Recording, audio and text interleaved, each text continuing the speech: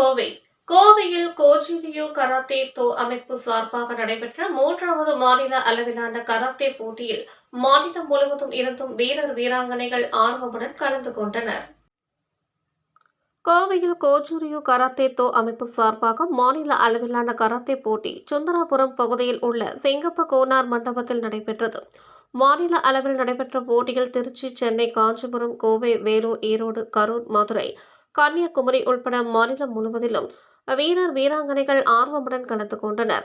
இதில் 5 முதல் 25 வயது பிரிவு மற்றும் உடல் எடை பிரிவில் நடத்தப்பெற்ற இந்த போட்டியில் கட்டா மற்றும் குமுத்தே என்ற போட்டி பிரிவில் சுமார் 500க்கும் மேற்பட்ட மாணவர்கள் பங்கேற்று பரிசுகளை பெற்றனர்.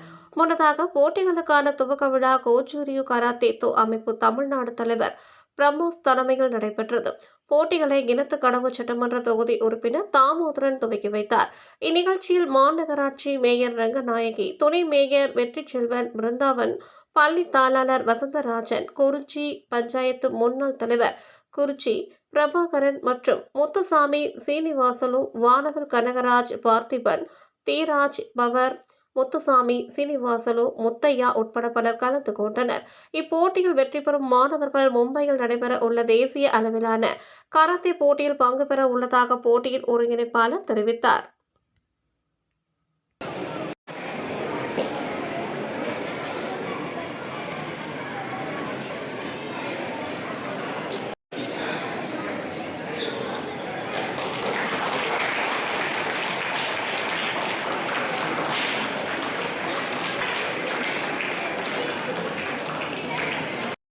தேர்வாகும் இந்த நாள் அமைஞ்சிருக்கு.